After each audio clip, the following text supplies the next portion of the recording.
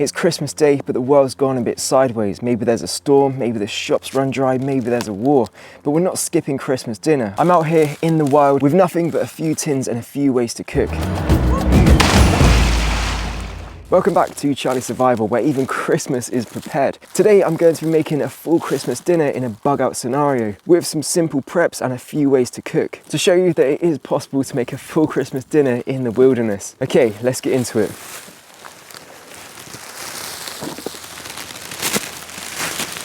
Okay, let's go over the preps we have in the box. Now this is all long life stuff. This will last a very long time if stored cool and dry. Okay, first off, Christmas pudding. Next up, we have some hot chocolate for morale and just a nice energy boost. Then we have new potatoes, mixed herbs, some instant mash. Then for the meat, we have some Spam. Next up, sage and onion stuffing. This is in a cardboard box, so I would decant this into a Mylar bag and seal that properly. Then we have some batter mix right there, so we can make some Yorkshire puddings. Next up, we have some unsalted butter. Now you're probably thinking that isn't long life, and you're correct, but you can actually make ghee out of this, and ghee can store for a very long time. And we'll be attempting to make some today. Mixed vegetables, gravy, and then last but not least, we have some hot dogs. Now you're probably wondering, why on earth is there hot dogs in this Christmas dinner? Now, as you can see, there's actually a key staple of a Christmas dinner missing, and that is pigs in blankets. So I'm going to try and attempt to just kind of make a pig in blanket with a hot dog and just see how it goes. Okay, moving on to the actual cookware and how we're going to cook this. So we have one stove pot there, another kind of stainless steel tub here, and there's also some tin foil, so if I did get potatoes I could whack them on a fire. The ground and leaves and twigs are just super wet at the moment, so if I was to set up a fire it would be so smoky, and that is not very stealthy. So we have two gas propane canisters there, and also a Tangier alcohol stove, so we can use that as well. Oh, and there's also condensed milk for the Christmas pudding. I also brung a massive skillet to do the veg and just everything in. So first of all, let's make the ghee. Okay, so what we're going to do is we're just going to melt this butter down. Now I did forget my chopping board, but I didn't forget my knife. Oh my god, that is actually like... This pan said it was a camping pot, but that is definitely not made for the stove, so we're down to 2 pots now. That is not great.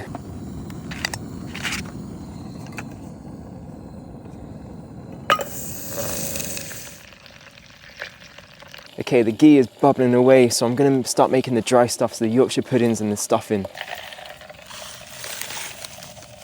So I've brought my grill for the water, literally unlimited filtered water. Let's get that in there. Okay, that ghee has actually worked really well. Okay, I haven't eaten since breakfast, so I am incredibly hungry. Right, I'm actually going to put some of that ghee in the pan. First stuffing ball, let's get it on.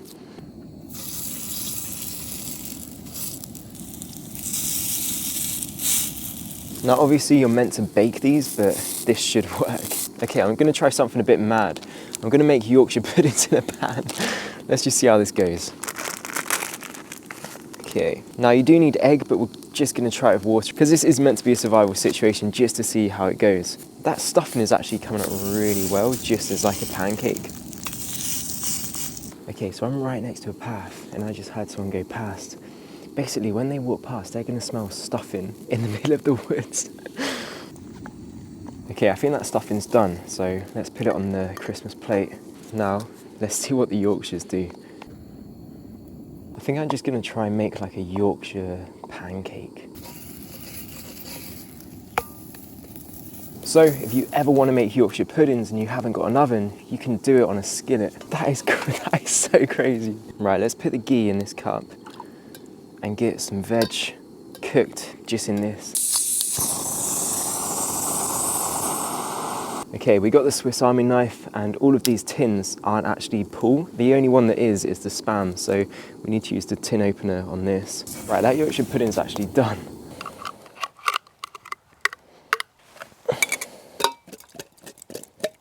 You know, one thing I should have packed that weighs hardly anything is just a can opener. Like, Swiss Army knife can openers are great and useful when you need them, but if you could pack a can opener, definitely do that. If you want the exact gear I'd actually recommend for blackout cooking, I put it all on my Charlie Survival Amazon kit list. Click the link in the description after this video.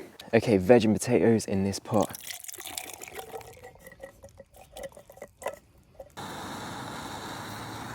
Okay, let's put the lid on and leave that, and now we can make the meat. Now luckily, Spam is just a pull top, so no need to open it stupidly. Let's cut this up into nice sections.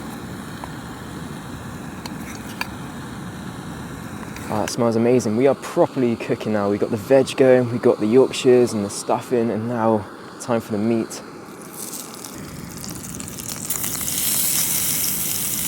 When it's cooking like this, it's actually really intense because I think it's the balance, like, and it just feels like it can fall over at any moment like that one just did.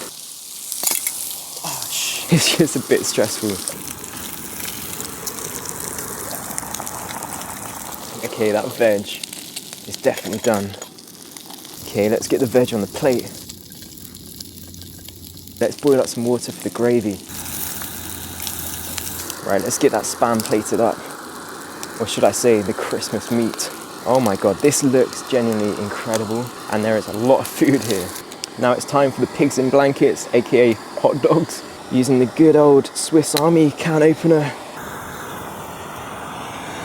Let's get those pigs in blankets on.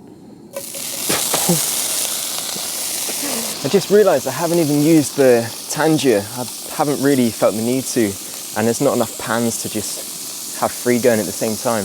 Okay, let's get this gravy done. Comment below if you like your gravy nice and thick. I absolutely love thick gravy. I wish you could smell what I'm smelling right now. We've got gravy, hot dogs, and just all of this goodness on the plate. Okay, hot dogs are done, ready to put them on the plate. Oh my God, this looks incredible.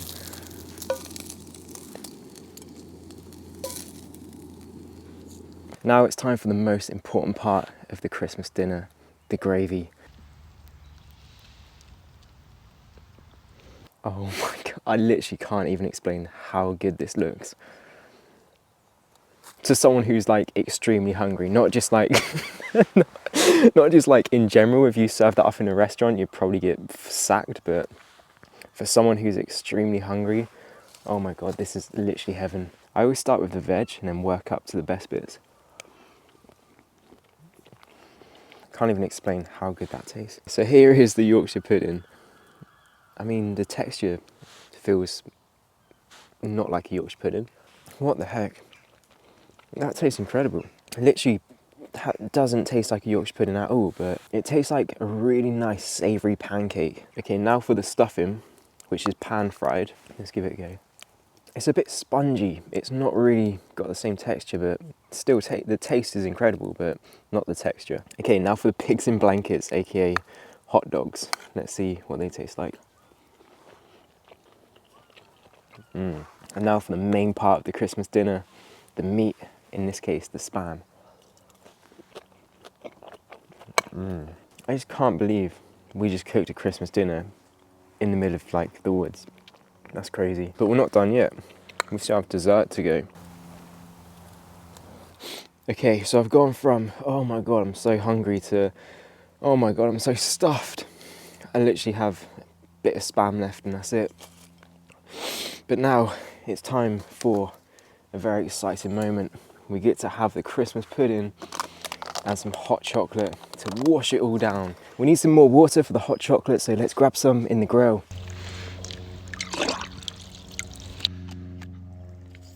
We need to wash out the pan because it's just full of gravy. And that's why I always pack a sponge, just because you always need one. The foxes and badgers are going to be licking around this area all night, having a nice Christmas feast as well.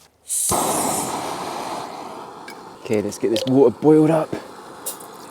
Right, this is going to be so interesting. Christmas pudding in a pan. Let's see how it goes. And there's also like Spam and hot dogs in there. Now, if I did just want the calories, I'd just mush it up and just whack it in there, but let's see if we can actually maintain its shape. Yeah, that's not going to cook. Let's just cut it into like slices, like the Spam.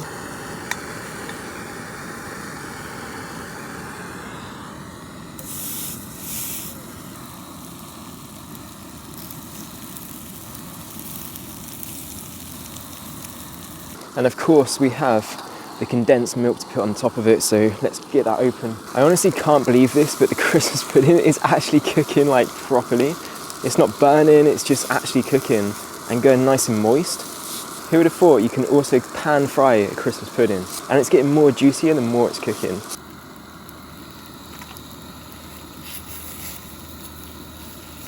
Okay, so I picked up the Morrison Savor instant hot chocolate drink. Now this is in a pretty solid bag, so this would last a long time. And the other brands actually had a load of weird ingredients in them, and this actually had better ingredients in than the main brands. So let's get the hot chocolate done. Got me Yeti mug here, and let's just mix it up in there. Right, time for a hot chocolate and Christmas pud.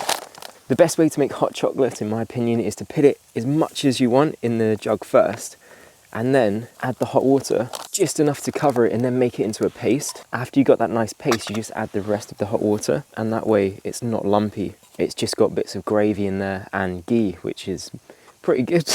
Okay, let's taste this pan-fried Christmas pudding. It actually smells incredible. So that's gonna taste even more incredible with some cream on it. Cheers to that hot chocolate and Christmas pudding. Oh wow, that hot chocolate is amazing. Now let's try this. Why do you have to put it in water? That tastes exactly like you do when you put it in the microwave or boil it in water. We did well. We did really well. It actually feels like Christmas Day. It's so weird. It's such a weird feeling. I'm eating Christmas food, but I'm in a forest surrounded by lichens and squirrels and trees and oaks, and just eating a Christmas dinner under the canopy. Well, what's left of it in the winter, but it just feels so incredible. It feels so right for some reason. This video is a little bit different to the ones I usually make, but if you did find it entertaining or you gained anything from it, smash the like button and subscribe if you're new to the channel. And also comment down below your best food that you like cooking outdoors or on a stove when you're out in the wilderness. I'd love to know what your favorites are. If you want the exact gear I'd actually recommend for blackout cooking, indoor rated stoves, windshields, Kelly kettle options, cookware that works off grid, fuel safe storage bits, I put it all on my Charlie Survival Amazon kit list in the description. If you enjoyed this video, you'll enjoy this one on screen now, all about different ways to cook in a blackout or without power. Click it and I'll see you over there.